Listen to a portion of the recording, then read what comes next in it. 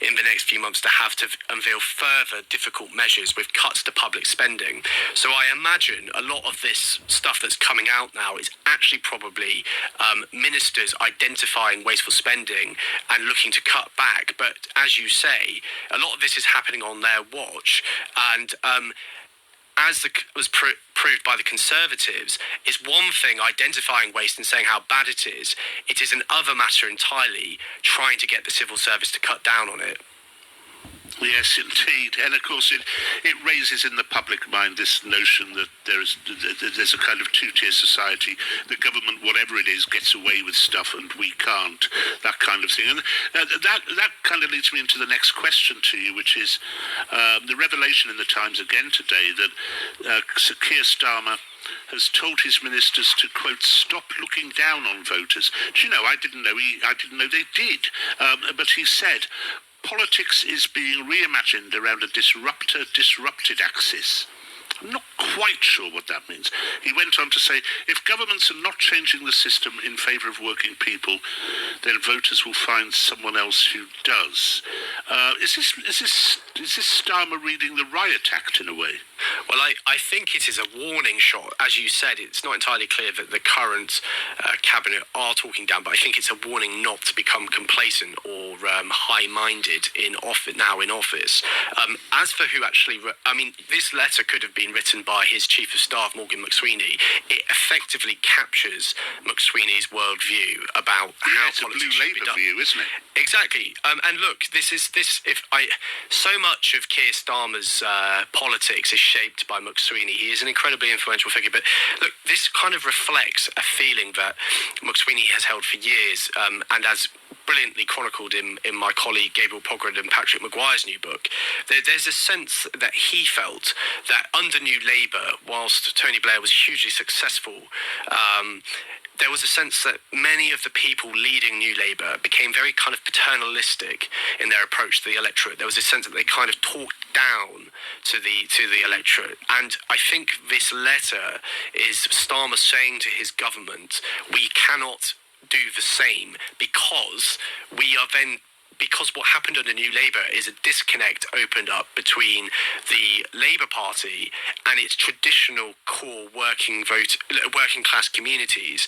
And what Starmer and McSweeney are both incredibly worried about now is that those working class communities are increasingly receptive to the arguments being advocated by Nigel Farage. So Nigel Farage is masterfully setting out that, Labour are part of the same establishment you've always been used to, and they don't really care about you. And I think this is very much a part of the strategy from Starmer to try and counter Farage's narrative, and very much to keep his ministers focused on the big picture. All right, and one thing we'll be talking about in a minute, the German election. Briefly, Harry, is the UK government watching the result with interest? Is it worried? Does it have fears about the AFD? It certainly does. I think obviously we'll have to wait and see. It looks as though the CDU are going to win the most seats, but if the polls prove correct, the AFD may end up in a German coalition, and the ramifications of a kind of potentially hard right isolationist German party being in government could have significant ramifications for Europe and the UK. Yeah, but it's not going to happen. It's going to be a CDU, SPD coalition, one would imagine. That's exactly one. Yeah. Oh, well, very interesting. Thanks a lot, mate. Lovely to have you here. Thank you very much indeed. And you can read more from the Sunday Times Deputy Political Editor Harry York in the paper tomorrow, or with a digital subscription via thetimes.com. Plug now, it's a plug for the paper. If you want a sneak preview of tomorrow's Sunday Times front page, tune in to Times Radio at 10 o'clock tonight. In fact, every night at 10, we bring you the Times front page before it's published. And then at 10:30 we go through all the papers with a panel of fantastic reviewers. Next on the programme, I look at this weekend's very important election in Germany, supposedly the most important since the Second World War. This is Rod Little on Time Up recently has shown a huge swing towards populist parties, be they right-wing or left-wing or a combination of the two, and a concomitantly huge swing away from the traditional neoliberal parties. Seen together with the resounding election of Donald Trump in the USA, it is tempting to suggest that neoliberalism, with its appetite for mass immigration, affection for lifestyle leftism or facile woke politics, support for undemocratic supranational institutions, and habit of getting itself catastrophically involved in foreign wars which are none of its business, is dead in the water. So much for Francis Fukuyama's idea of the end of history then. After the USA, no country in the Western world is more crucial to this political zeitgeist, I suppose it's the best term, than Germany, and its 67.5 million voting citizens go to the polls tomorrow. As with pretty much everywhere else abroad, it is the populist parties who are poised to make the most gains. Those on the far left, such as the Sarah Wagenknecht Alliance, who I spoke to a week or so back, and those on the right, or far right, as the BBC prefers to put it, the Alternative für Deutschland. Earlier today, I spoke to Beatrix von Storch, that party's deputy chair of their parliamentary group, who confirmed she expected the AFD would receive around 20% of the vote. Yes, I would say that's more or less precise. That this has been very stable throughout the last weeks. I think 20 is a good, valid value. And that would give you what? Would that give you somewhere in the region of 140 seats in the Bundestag? Correct. It means that we double our numbers in the Bundestag and the seats in our Bundestag, as we've got proportional representation in our parliament, which makes it very, very easy, yes. And it would seem to be that Friedrich Merz is going to win. I guess you would agree with that, would you, for the CDU? It's most likely. I mean, when you look to the polls through the last weeks, you will see number one was always Friedrich Merz and the CDU, and then number two, that was us. So it's very likely that he will be the one to try at least to form a coalition. But you are not going to be part of that coalition. There's no prospect of that, is there? Despite the fact that there have been occasional, the CDU has on occasion relied upon you to get its votes through. This has happened once and followed by a huge debate in German public. But the thing is, when it comes to politics, what the CDU is proposing at the very moment, they're addressing the number one issue for all the German voters, and this is to stop illegal migration flowing into Germany. This is what the people want. And it is very clear that this can only be supported, and this illegal migration can only be stopped together with the votes of AFD, because what is also clear is that the CDU, the Christian Democrats, Friedrich Merz, will need a coalition partner. And if he builds up and sticks to the firewall he has set up towards AFD, then he will rely on either Social Democrats and or Green Party, and they both made very clear that they will not take any serious steps to reduce illegal migration. So this is why we always say that the campaign of the CDU, of the Christian Democrats, is just a big lie, because they are promising things they will not be able to fulfill their promises after the election. So what we do in Germany, we call our coalitions reflecting the colors of the parties. The current government was the traffic light coalition, because it was red and green and yellow. And so the next one is likely to be the Afghanistan coalition, because it's the colors of Afghanistan, which is black and red and green. So, and I think this sums up what the likely outcome will be. We will take in more Afghans, as we're doing right at the very moment. We're not getting rid of them. We're not sending them back. We're taking in more Afghans every day. I think what will be the outcome is that the coalition will not last for 4 years. That's impossible, due to lack of money, lack of security, the decline of our industry, of our economies breaking apart. But it will still mean, won't it, that you will be isolated within that German parliament, and effectively, however million people it is, 20% of the electorate, will be kind of disenfranchised. No, what has changed in the past is that the AFD is dominating the debate. The public is debating about the issues set by the AFD. So we are the ones to push them further and further. They have to react on what we say and speak and demand. And we have already come up with, legislative proposals in the parliament which have been blocked by all the other parties. But in the end, they had to just copy, paste, and do it on their own. So we're pushing them because what we demand, what we want, is just normal thinking. It's just straight thinking, normal thinking, common sense. They rejected, they denied reality. That's their problem. And these consequences cannot be blocked away or censored away. Then you're confronted with a real reality. You call it common sense, and I know that's been a rallying call for the election.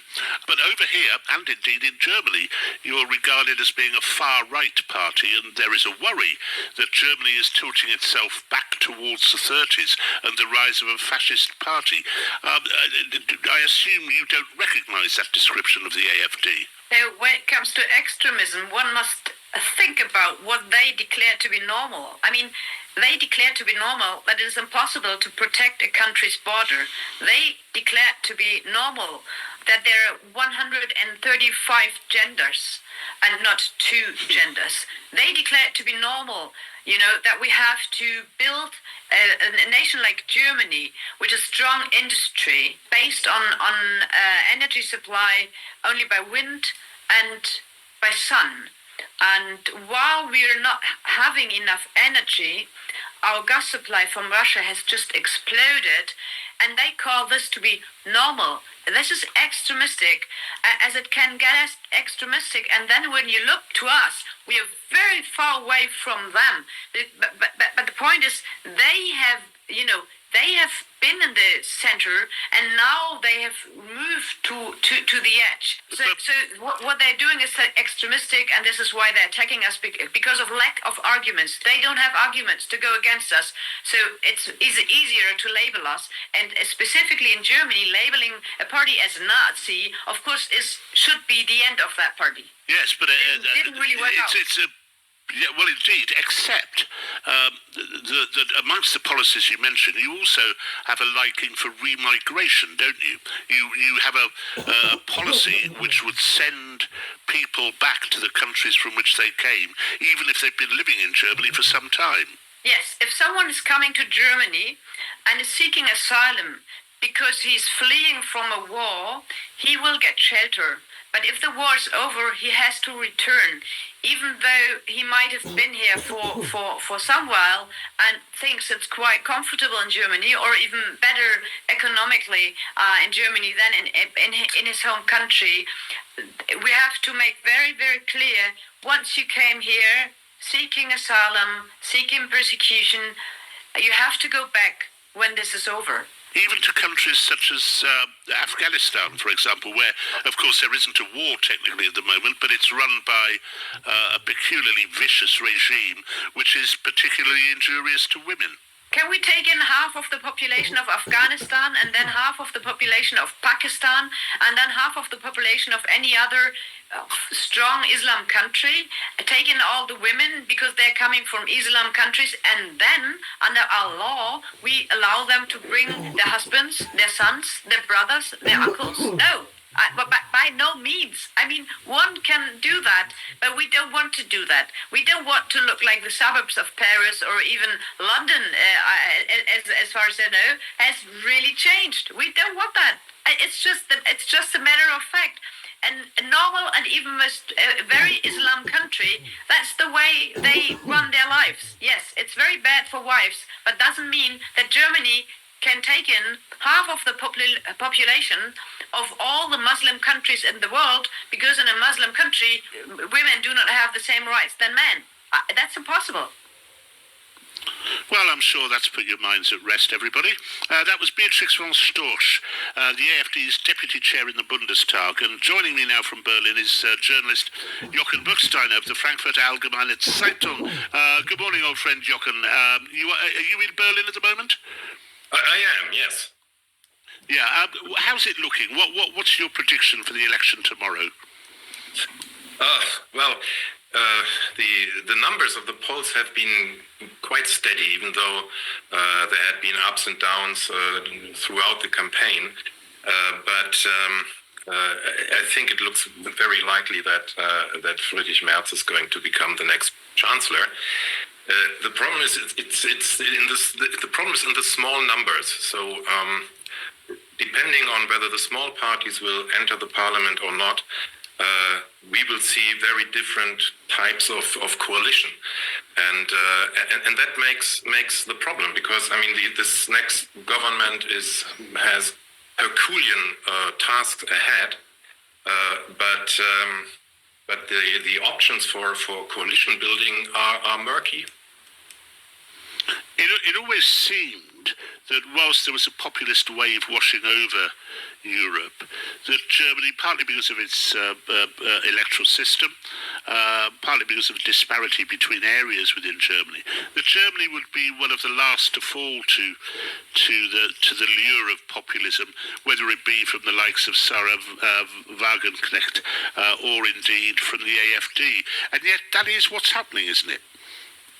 It is, and I mean, we always were afraid of a German Sonderweg, a special German way, and we don't take them.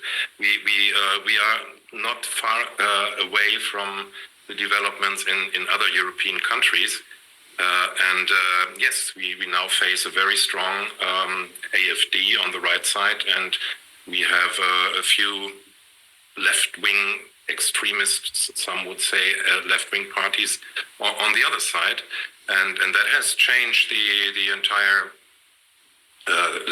political landscape in Germany. It's interesting, isn't it, that an awful lot of support for what was once a kind of classical liberal Juncker-led, rather posh party, but which has obviously changed its shape, is getting an awful lot of support from young people. Yeah, they do, and I think it's both wings are quite popular among young people, and that's a new development. So in the last decades, it was always the Green Party that led the way among the young electorate. And that has definitely changed, and I think one of the reasons for young people to now lean towards the AFD is their experiences with migration that are not always funny, and the AFD, rightly claimed to be the first party to have criticize this development and to ask for radical solutions. And I think this is now, we are now seeing the result of this. Was there anger in Germany at the level of support given to the Alternative for Deutschland by, for example, J.D. Vance and indeed Donald Trump? Well, very much so, yes. I think it was the so-called democratic middle ground was up in arms and called it a illegitimate attempt to influence our elections, and that was quite a story in Germany. It's interesting in a kind of Europe-wide sense that a lot of the populist parties, whether it be Viktor Orban in Hungary or Robert Fico in Slovakia, would and indeed Geert Wilders in the Netherlands would rather approve of the new order in America. Do the Germans have any affection for Trump at all? I can't see that really. I mean, there is affection within the AFD, even though the party also has a strain of anti-Americanism. But I think they agree to a lot of policies that are pursued by Trump, and And we also see some sympathy on the left side when you look at Sarah Wagenknecht, for instance. At least she is supporting his approach towards Russia. Really having negotiations. Yes, there is a kind of anti-Ukraine, pro-Putin strand running through all of it, isn't there? It is very interesting. Just finally, Jochen, looking ahead after the election, you have the AFD with maybe 140, 150 seats in the Bundestag. Do they progress from there, or is that 20% a natural limit for the AFD? I think this entirely depends on the performance of the next government. So if the next government fails to really turn the country around and make progress in the three main areas of politics, which is migration, the economy, we are in the second year of recession now, and the probably now most important topic is foreign policy, because Trump's U-turn has totally has made us rethink, or has to make us rethink our strategic options. And I think the main task for the next government will be to find a German and European solution for this new situation.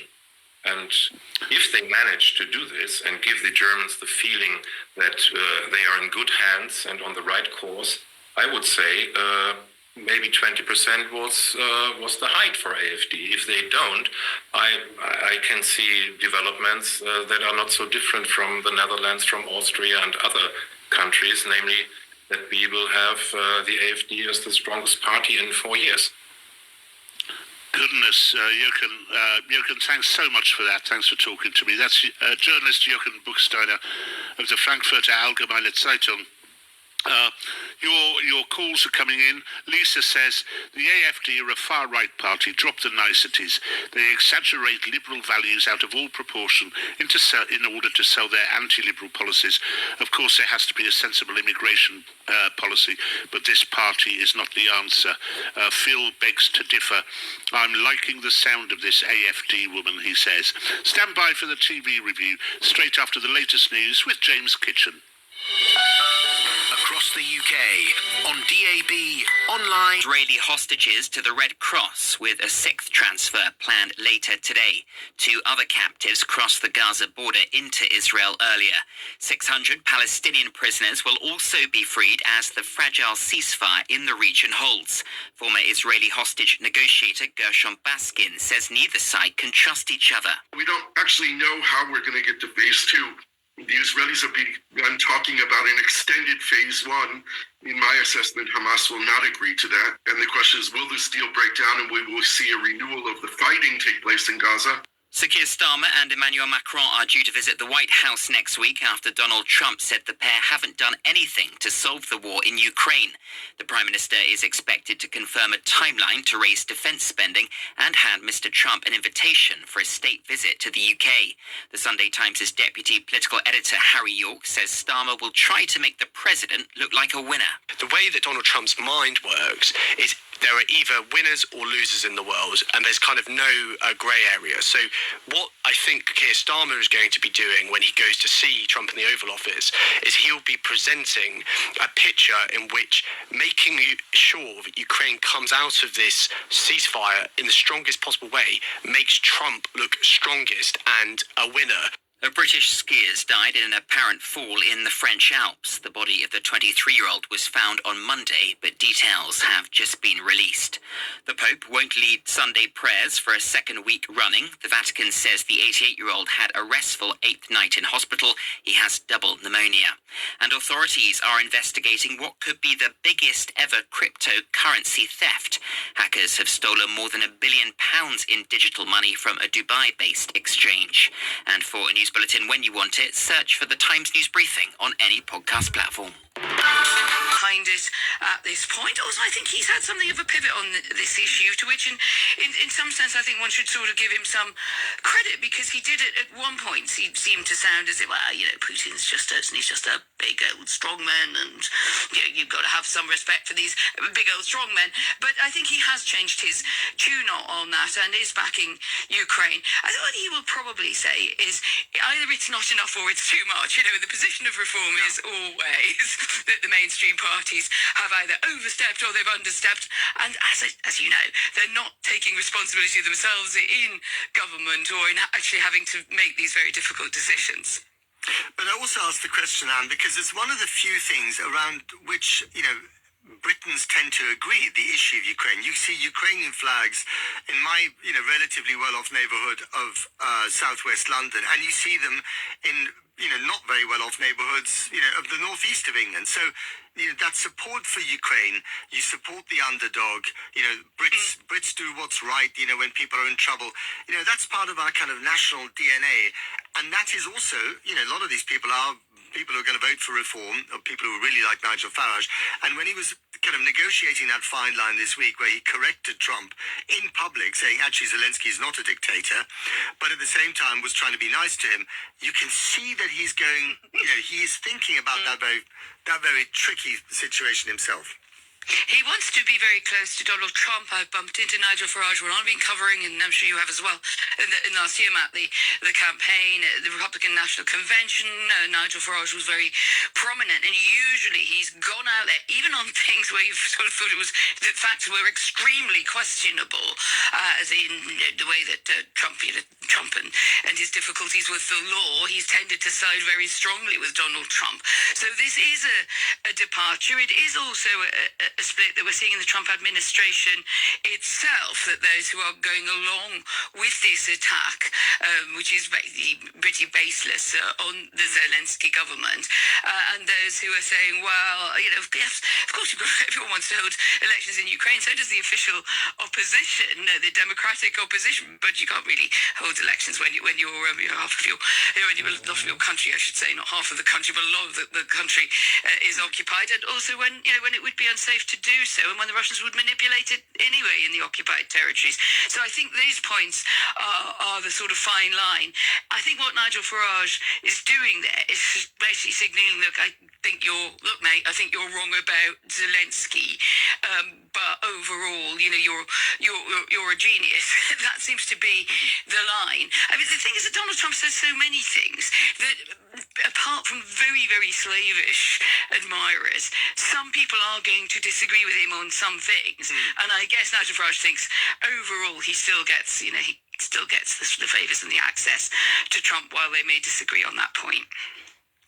I mean, another point I wonder, what you think of it, is that what we're seeing in the MAGA politics in America, or indeed in the AFD in Germany, or some of the stuff we're hearing from Reform UK, is that it's a reaction to peak woke, but is it an overreaction? And is it an overreaction that will finally cost these parties, AFD, Reform UK, even the Republicans under Trump, will it cost them at the polls? Sort of.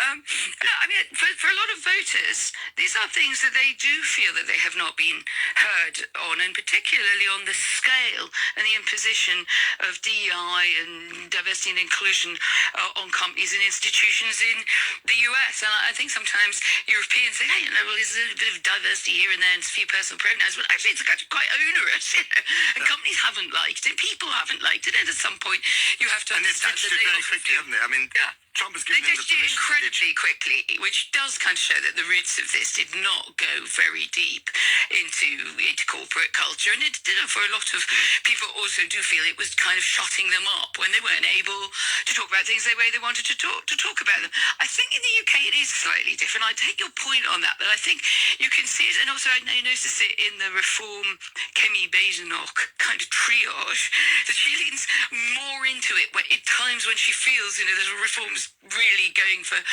the Tory vote, or in the run-up to local elections, probably going to be very punitive for the Conservatives, probably also for Labour as well, but good for reform, that you then get a lot of talking about peak woke, etc. The other thing is, I think it's quite amusing. I mean, parts of peak woke have actually started to, if you like, to subside, exactly for the reason that you suggest. I mean, that you can only sort of bring people with you some of the way, right? And the people who want to do a bit of, whatever you call it, we are being a bit sweeping here, aren't we? I mean, being a bit more respectful to people is no bad thing, and we've all learned along the way it's better to use one word, not another word, but there is a limit. Do you want every sign off to be on a personal pronoun, for instance? So I do think in the British context, people after a while just say, do you know what, I've kind of had enough of this, and I'd rather talk about my pension, I'd rather talk about the NHS. Or they're just afraid of getting it wrong. They're just terrified of getting it wrong. Getting the pronouns wrong, which would be ghastly. Anne McAvoy, thank you very much indeed for coming on the programme. Okay, time for the calls. Let's go to Kevin in Finchley. Kevin, you're on the air. Hello. Okay, so far-right extreme politics moving into the mainstream. It's always been here, okay? And I'm going to say this. This is nothing new. Just bear with me, a little bit of historical context here, right? Mm-hmm. Every time we've had progress, so post the end of slavery, what did we have? We had mass lynchings in America. Thousands of people were burnt, hung, and destroyed. Okay, in America, there were black towns that tried to establish themselves, and they were razed to the ground. So there's always been this reaction against progress. If you look at in the UK, I would say in the 90s was probably for me at the time when we reached a pinnacle of respect for each other. And I think, again, there's been a backlash, and this is probably similar across Europe, whereas, I'm a black man, okay, and when people say, peak woke and stuff like that, I mean, it really upsets me, because the fact is, decency, respect, and the opportunity for me to be able to, achieve what my father couldn't achieve because he was held back. That's good for me. I'm looking at my kids and I want the same for them. But I'm now looking at my kids, my Generation Z kids, and I'm thinking, well, hold on. Are you going to have the same opportunities as me? Or is there going to be a massive backlash against you being able to achieve what you want to? Because the Elon Musk of this world, and I'm going to say this, apartheid boy, he's brought up in apartheid, probably again resentful that, his apartheid South Africa that he was brought up in doesn't exist anymore. The power was handed over to the black majority. So there's so many things there. And you got, the Generation Z, young, and again, I'm going to say mainly, white boys who are looking at their grandparents. They said, look, granddad, you were at the top of the tree. You didn't have to struggle. You didn't have to compete with, black and brown people for the same jobs. You were by default given the best opportunities. You were given housing. You were given, and I have to struggle. I have to compete on a level playing field with these people. How dare they? Oh, AFD comes along and says, we can take you back to the place where your grandfather was. They say, I'll have some of that because, I don't have enough, to compete at the level with these brown and black. That's it. But for me, that's it. It's just resentfulness. We've seen this in history, and, it's frustrating because I am scared of the world that my young kids are moving into now. Well, it's interesting, isn't it? Because, the firing of Air Force General Brown as the head of the chairman of the Joint Chiefs of Staff in the United States overnight. This guy was actually, he was highly respected.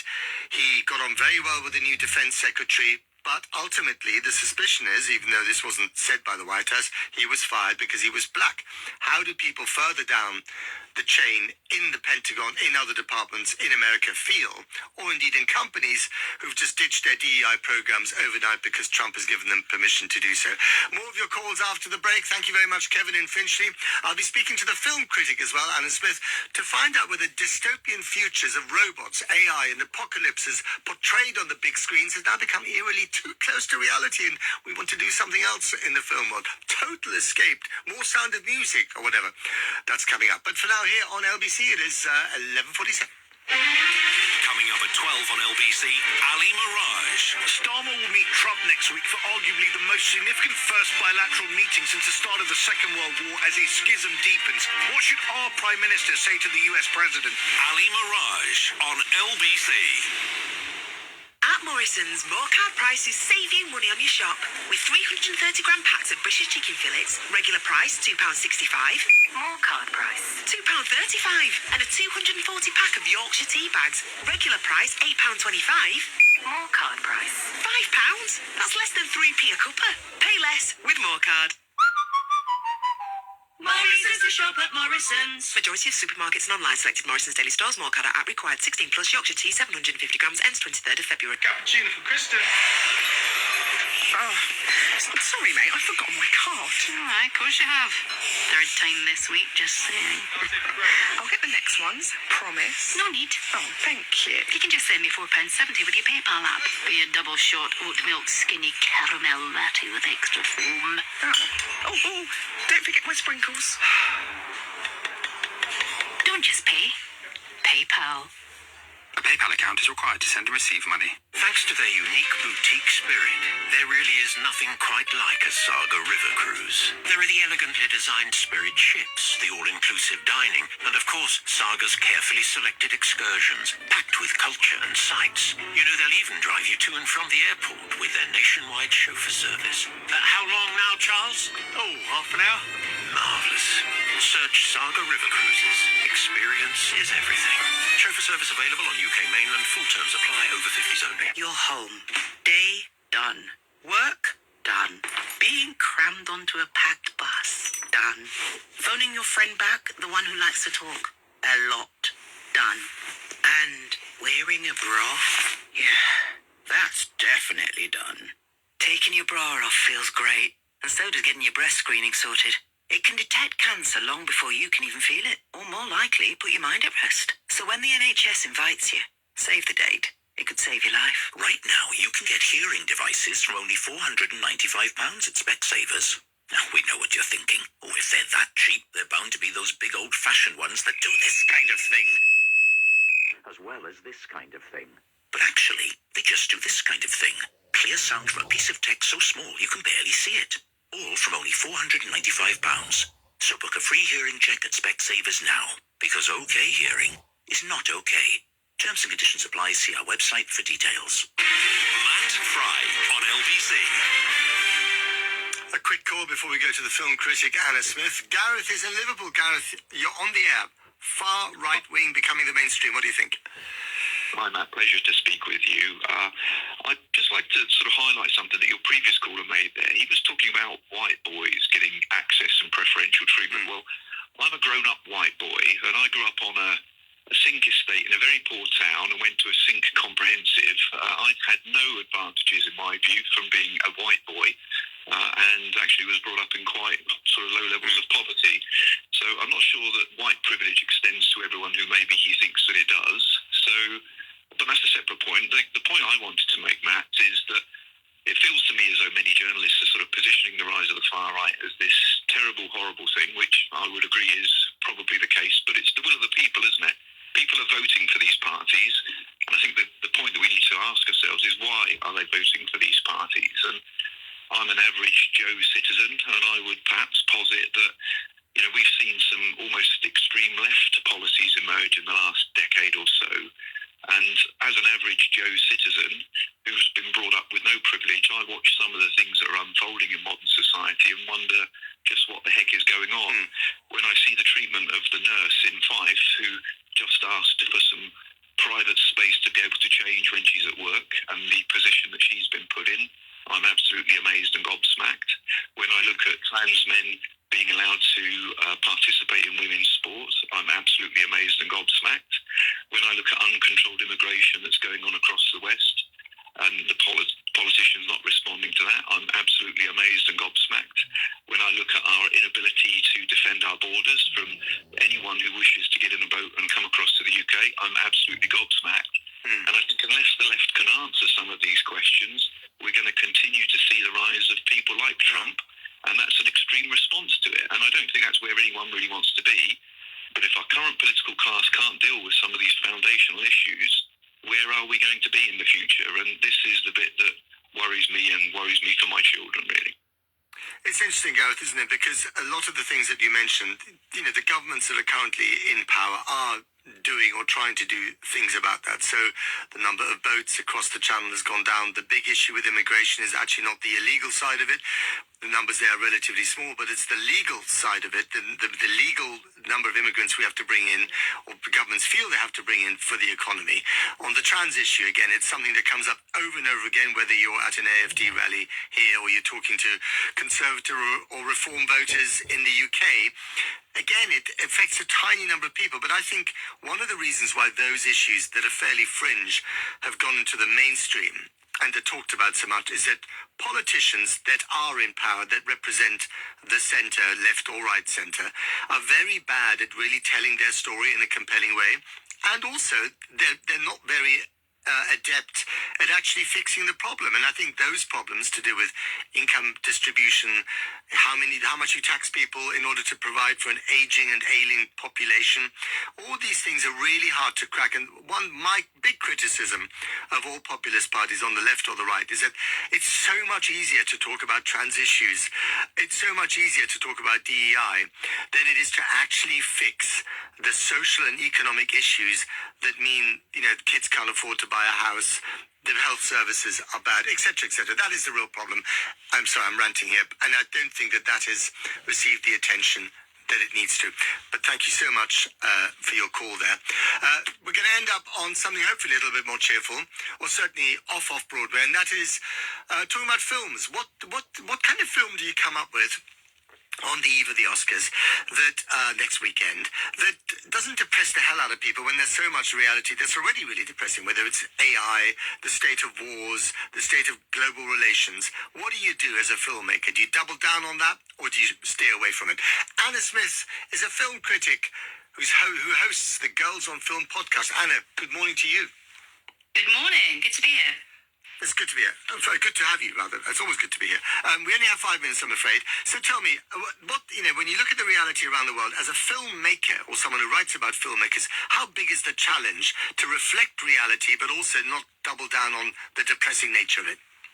I think it's an ongoing challenge. If you think of films that were made in the 50s and 60s, they just had different things to write about, different things were looming on the horizons, and it's about imagination, isn't it? For a great screenwriter, someone like Alex Garland, people whose novels are turned into amazing sci-fi movies, it's about thinking the unreal, the impossible, but also being inspired, as you suggest, by what is actually happening. And we are, of course, seeing a lot of films about robots, a lot about AI, because it is a very current, increasing issue and concern for some people. And when science itself is moving at such a warp speed, when we're dealing with the reality of AI or robotics or Musk talking about going to Mars, what space is there in our imagination for science fiction? Because so much of it is already science fact. I think a lot of science fiction, if you look at some of the science fiction in the 70s, was quite contemplative, and it's thinking about, existential, what do we do with these situations? So there are many different kind of sort of angles you can take on sci-fi, and so I don't think it's simply about imagining what hasn't been imagined before. It's about how do we respond to that, exploring human reactions. I mean, films like Her in 2013 are fascinating, looking at the rise of sort of voice assistant technology, and that was kind of ahead of its time, but responding to technology that was being developed, and I think it's just about being really imaginative and exploring those things. And we've got the 28 Days Later series, of course. We've got 28 Years Later coming up this year, and the new Mission Impossible film will also sort of tackle AI as it often does. And I think those films show that you can do that in a very entertaining, action-packed format that does get people into cinemas, but also gives you something to think about, certainly in the case of the 28 Years Later films. The 28 Days Later, I thought, was incredibly scary as a film, and it I still have images of that film kind of knocking around in my head, almost like sort of film PTSD. What about? I mean, do people like that kind of stuff? Do they like really scary films about the future, or they become less popular? I think it depends on your mood, right? I think most people listening will say, well, there's sometimes they're feeling brave enough and courageous enough and interested enough to watch a film like that, but there are some days where you just want to watch a nice rom-com like Bridget Jones that's currently doing well in cinemas, or a musical like Wicked, which has done incredibly well. But you look at how well Oppenheimer did. You know, people are still ready for serious things about potentially the end of the world. And I think, you know, smart sci-fis can entertain you and make you think as well. And I think research has shown that horror movies, for example, can work quite well as a rehearsal for anything bad that might happen in the future and kind of help people mentally prepare for how they might cope in a crisis. Final question to you, Anna Smith, and this is on lots of people's minds. What's going to happen to the James Bond franchise? Gosh, we will see. That was really shocking news that came in that now that Amazon have creative control. I am a little bit concerned. Why is that shocking, by the way? Because I think Barbara Broccoli and Michael Wilson, who had it before, they had creative control for so long, and there was no sign that this was going to be passed along, even though they were working with Amazon. So I think it was a surprise, and I think as a film critic, I will withhold judgment till I see the next film. But at the same time, I would be concerned because I think Barbara, in particular, who came on Girls on Film talking about this a while ago, she had a very, very sort of close rein on exactly the direction of Bond, and I think if you look at the last few films, was doing a really great job. So everything to play for, but I'm a little cautiously nervous about it. Just in 10 seconds, some people are worried that James Bond might stop being, you know, a good old Brit and become too American. Is that a danger with Amazon in charge? I hope not. It's a danger, but I think most people want him to stay British. Fingers crossed. Fingers crossed. Anna Smith, film critic, host of Girls on Film. Thank you very much for coming on the programme. That's it for me in Berlin. Elections are tomorrow. Be very exciting indeed. Of course, we'll have a special programme on Channel 4 News on the election results, and then again on Monday. And then Keir Starmer goes to Washington on Wednesday night. He'll be meeting the president on Thursday. Plenty to talk about after that meeting on the show next Saturday. That's all from us here. Thanks very much. At 3 o'clock, Vanessa Feltz. But up next, Ali Mirage. Thanks, Matt. So Keir Starmer will meet President Trump at the White House next week for what one former foreign secretary has described as the most significant first bilateral meeting since the start of the Second World War, with a US-UK foreign policy rupture looming. What should our Prime Minister say to the President when they meet next week? At one, a jamboree of right-wing discourse this week reminded attendees that great civilizations of the past had risen, declined and fallen, and that Judeo-Christian values were the moral foundation of Western civilization. Is Britain at a tipping point because it has lost sight of its Judeo-Christian foundations? And at two, Brits discard more food than anyone in Europe, estimated at 470 quid per household. Would you eat food past its sell-by date? On your radio, on Global Player, and Play LBC. leading Britain's conversation. This is LBC. From Global's newsroom at midday, Hamas has released a further 5 Israeli hostages this morning, parading them on stage and in front of cameras. It's understood a 6th man is due to be handed over privately later. Hundreds of Palestinian prisoners are also being freed as part of the final exchange of the Gaza ceasefire's initial phase. Former hostage negotiator Scott Walker tells LBC he believes phase 2 is still a way off. It doesn't take much to derail or knock this thing off course, and so everybody will be trying to keep those lines of communication open, building that trust, so actually nothing is going to go awry. Sniffer dogs, the Coast Guard and mountain rescue teams are searching for a missing runner in County Durham. 23-year-old Jenny Hall hasn't been seen since she left her home in Towlaw 4 days ago. Officers say they haven't been able to track information from her smartwatch, running apps or mobile phone. Sue Kerry runs the Cross Keys pub in Hampsterley. She tells LBC the conditions are tough. It is very slippy, very muddy. Up on the top of the forest, on the moors, there is snow still up there, but the lady that's gone missing, she's very used to the forest, very used to running in the forest, so she'll know the terrain really well. A British skier has been found dead in the French Alps. The body of the 23-year-old was discovered at the bottom of a cliff in Avoriaz. The Foreign Office says it's supporting his family. Child criminal exploitation is due to be explicitly outlawed by new legislation due to be introduced in Parliament next week. The Crime and Policing Bill will also look to tackle cuckooing, when criminals take over the homes of vulnerable people to carry out illegal activities. Charlotte Lynch reports for LBC, this is targeted at criminals who gain the trust of vulnerable children, often with learning difficulties, to use as drug mules in county lines or for organised robbery. In the past, the children have been arrested, but this new law will make it clear they're victims and make it easier to go after the adults who've manipulated them. Cuckooing, where a vulnerable person's house is taken over for crimes like drug dealing, will also be outlawed. The Pope won't lead Sunday prayers for a second week running. The Vatican says the 88-year-old had a restful 8th night in hospital, but made no mention of whether he'd got up or had breakfast. He's being treated for pneumonia and bronchitis. LBC weather, sunny spells for many this lunchtime, although there are scattered showers in the north and west, highs of 13 degrees. From Global's newsroom for LBC, I'm Elizabeth Secker.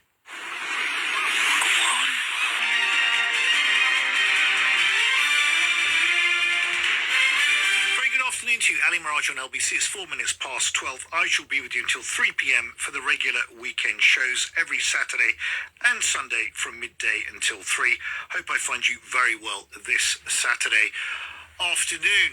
Now, it's going to be a very big week again in politics and international affairs, because Sir Keir Starmer, our Prime Minister, of course, is going to be heading stateside to meet President Trump on Thursday. Emmanuel Macron, the French president, will be meeting him on Monday. It'll be interesting to hear what happens on the back of that. But Starmer has got his own meeting, which has been angling for, I think, for a few weeks now. That has now been booked. But obviously, to quote Tony Blair, the kaleidoscope has shaken, and it'll be interesting to see where the pieces settle again. This is dominating a lot of the papers. The Times says this: Trump accuses Starmer of doing nothing to end Ukraine war. And there's another piece there: a very dangerous moment, Starmer make or break meeting with Trump. As we look forward to that meeting, I want to ask you this question, and it's an open one, because I think we all need to put our thinking caps on and provide the Prime Minister with a little bit of helpful advice, because it's going to be a really, really pivotal meeting, arguably the most important for decades. And the question is this: what should our Prime Minister say to the President when they meet next week? What should our Prime Minister say to the President, the US President, when they meet next week? 0345 6060 973, text 84850. Ask Alexa to send a comment to LBC. Now, joining me to discuss this is Bronwyn Maddox, Director of Chatham House. Bronwyn, thank you very much indeed for coming on. Good afternoon to you. Good afternoon. William Hague, former Foreign Secretary, has said this is undoubtedly the most significant first bilateral meeting between a Prime Minister and a President since the start of the World War, since the start of the Second World War, and never since then has British and American foreign policy been at such risk of diverging so much from one another. Is he right? He's certainly right on the second, the risk of diversion. He's sweeping historical comparisons. Yeah, look, I'll give him I'll give him a tick on that one, but they're very hard to measure and calibrate, as you know. But anyway, it is a very big moment, and it is very hard for Keir Starmer to get it right. What should he be saying in that meeting with Trump on Thursday? I mean, there's so much riding on this. Some people have been briefing that Starmer could play the role of a bridge between the US and Europe. I'm not so sure. What should he be positioning, both in terms of style and substance of that meeting? I think he should go in on what Britain can offer and embed in that, if you like, some of the views he wants to get across about the future for Ukraine and for Europe. So I wouldn't, if I were him, get into all the arguments of the past week about President Trump calling Zelensky a dictator and so on. He should say, I think, for example, that Britain is very prepared to contribute to a force to protect Ukraine and to protect Europe. We're going to help Europe get its act together on defense. Ukraine, I think if you can embed in that a message that it is very important for Europe and for UK, for Ukraine to be independent, to be able to protect itself, then he can begin to slide in that message and just how much weight the UK puts on that. But it's difficult to do that without irritating President Trump, who's made very clear in the last 2 days he really doesn't like President Zelensky. Well, he also doesn't have that much time. I mean, although he's called Starmer a nice guy, he's called President Macron a good friend.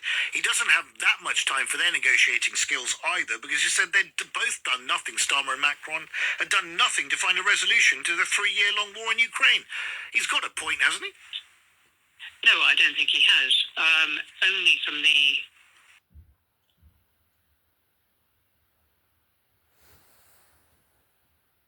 President Trump gave it a lifeline. So, in terms of doing nothing to end the war, I think Britain and France have both been doing a lot to put Ukraine in as strong as possible a position.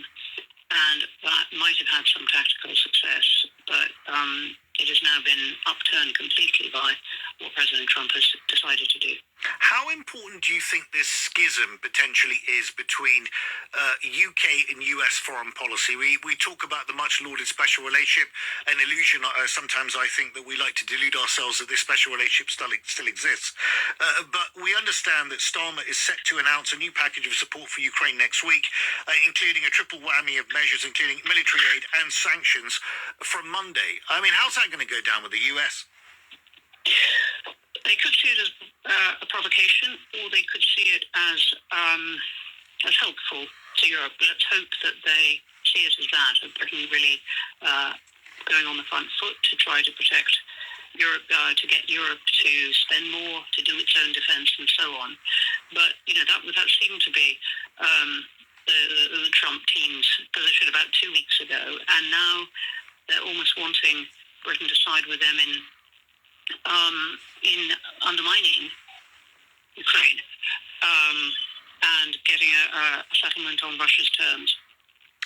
There was a very famous professor, Rob Cohen, back in 1980, who wrote a piece which coined this phrase, hegemonic stability theory. This idea that for an international system to exist and to thrive, a single dominant power or hegemon should hold significant economic and military power and provide leadership and enforce the rules within the system. Far from hegemonic stability theory, we're now witnessing hegemonic destruction theory, are we not? Well, hegemons can, to some extent, do what they want. I'm one of those who think the economy will come and bite Donald Trump and his team quite quickly, because that is one of the economy, if you like, is the global economy as a hegemon of its own. But Trump is certainly using the immense executive powers of the American presidency to do pretty much what he wants at this point, and rewriting all kinds of relationships, which in a way, the most shocking is the Canadian one, the threats his team has made to Canada if it doesn't get in line in various ways. Do you think that when Starmer looks at Donald Trump's approach and they try and scratch their heads in the Foreign and Commonwealth and Development Office about this complete departure from US foreign policy to as we know it for so many years, do you think this is being driven by some grand strategy on the part of Trump to prize Russia away from the clutches of China, which has been busily buying up Russian energy supplies, or do you think it's driven purely by mercantilist short-termism on the part of Donald Trump? The second, I think the first is wishful thinking. First, to think that there is a well-worked-out grand strategy among the Trump team, and then to think it's part of a plan of containing China. I think it is very much coming from a reflexive, sort of instinctive, ideological liking for strong men, support for, as we've seen, right-wing parties in Europe, liking for the way those leaders deal or propose to deal with all kinds of cultural issues, and a dislike of the other side of things. And I think that's really what's driving it. Between them, the Trump team is not completely united, and you've got them all a bit making it up on the hoof, and you do have contradictions there. But Trump and Elon Musk together seem very close on this kind of ideological, look, we've got to run a country this way, our way. There's a piece by Philip Stevens in the Financial Times weekend entitled The End of Atlanticism, and the fact that Western powers in Europe are struggling to accept that the Atlantic Alliance as they know it is now, or knew it rather, is now over, How significant a moment is this? It really is significant. I read that piece. I think he's right. There was no question mark at the end of the title. The editors were right not to put one. I think it is the end of Europe being able to trust the US as an ally. And even when Donald Trump goes, and he will go 4 years from now, what he has done both to the United States, to its alliances, will last. And I think it is very hard to get that back. So you're asking about the special relationship and so on. I mean, I think even before Donald Trump, it was a bit of wishful thinking for Britain to keep talking about that. And it was always a phrase you heard many times more from British politicians than you did from American ones. But it's gone, I think. Really a sobering note on which to end. Thank you very much indeed. Bronwyn Maddox there, Director of Chatham House. The special relationship has gone. Let that sink in while you're preparing your Saturday lunch or going about your business. Look, if trust is really fundamentally broken down, this is a moment I think we will never forget. This is a schism now developing between not only the US, but all European powers, typically, majority of European powers. I mean, you might say that Hungary and Viktor Orban have a slightly different worldview. But this is a real moment. Now, it's very interesting because this piece in the Times today says this, a very dangerous moment, Starmer make or break meeting with Trump. And it talks about two things here. And I think it's quite... I think it's important to mention these. The first is that what it should be trying to get across is this, two things. The first is that any peace deal must be underwritten with security guarantees from America. Well, good luck with that, because from what we've heard so far coming out of Trump and his acolytes is that there'll be very little role, if any, to play in security guarantees at all. Now, if there's a $500 billion US dollar deal on critical minerals coming from Ukraine to the US as a form of almost reparations for the amount of support that the US has already given, which was never mentioned, by the way, when that support was given, but retrospectively they want to claw back all this money that has been spent on Ukraine. I didn't realize it was $500 billion. I think it's a bit of an overstatement.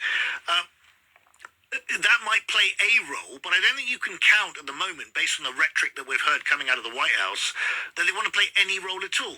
The approach that Trump is playing is not Russia first or Europe first or Ukraine first. It's America first. He sees it through the American prism. Those people who think that he's cozying up to Putin and is now a Putin spokesperson may be only partially right, because he sees this through Americans' prism of national interest and what is in it for the US. Now, the second thing that this piece is suggesting that Starmer should talk about is making sure that Ukraine emerges from any deal as a sustainable entity, free to set its own path, and with the money to rebuild both its economy and its military.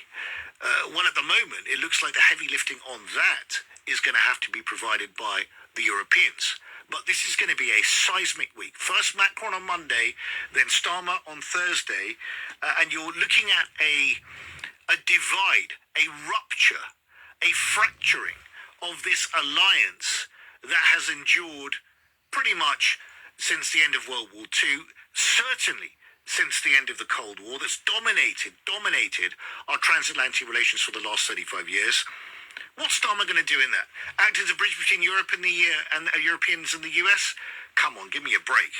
But he has to say something, and he has to say it carefully, diplomatically.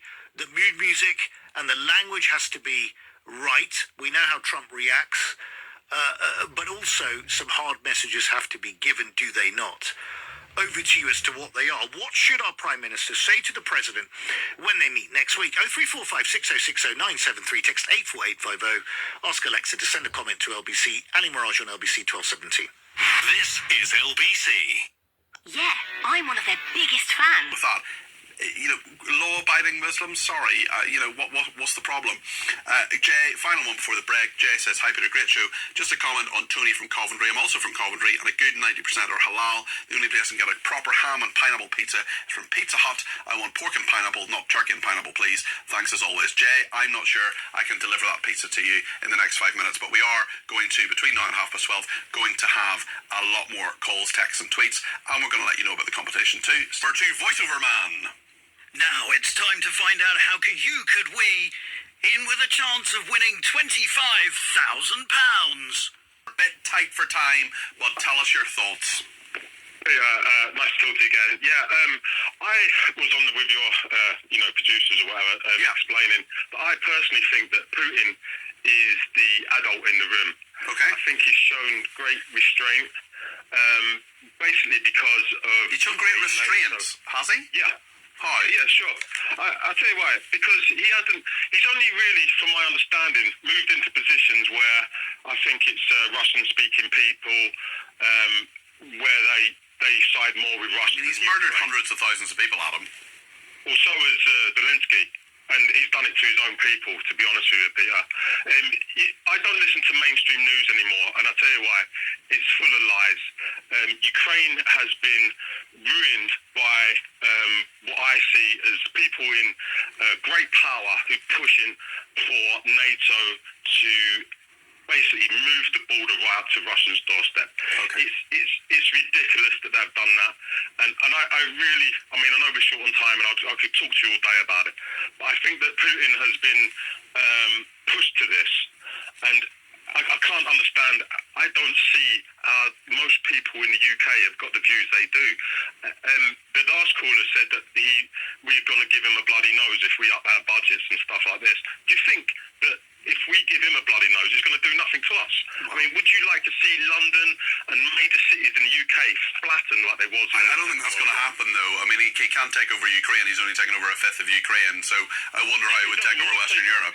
I don't think he actually necessarily wanted to take over Ukraine. Everybody keeps saying that if he takes Ukraine, he's going to take Poland. He hasn't never said that. Or nobody's ever spoke to him apart from Tucker Carlson. Okay. But you need to understand the enemy's point of view. Okay, Adam, we're running.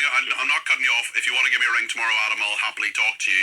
But we do need to go, unfortunately, and I want to thank the top team behind the glass of Chris, Solopay, Dave, Titus, Ammon, Dean, and Davis, who have been making the show happen behind the scenes. Not just me.